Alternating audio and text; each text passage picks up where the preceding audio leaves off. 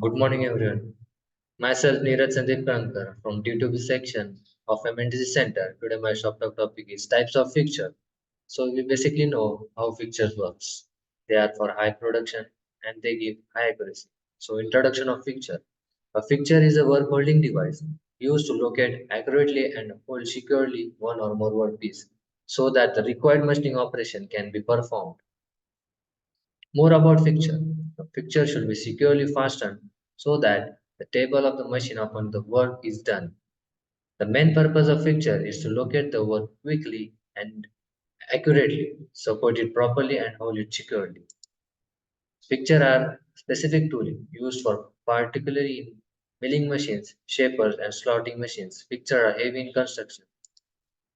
Why the fixture are used?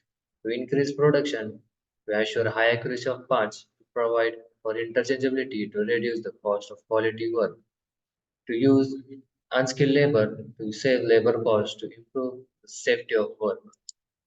Types of fixture. Turning fixture, milling fixture, standard milling fixture, gang milling fixture, indexing milling fixture, sting milling fixture, hydraulic fixture, and grinding fixture. Standard milling fixture.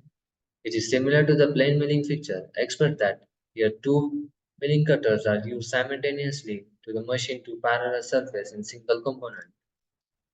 Gang milling fixture. Gang milling fixture is an operation where two or more components can be machined simultaneously. Inspection assembly fixture.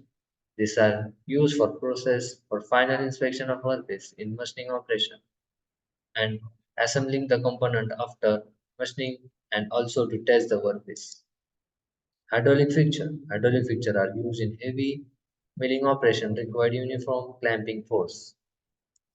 Thank you.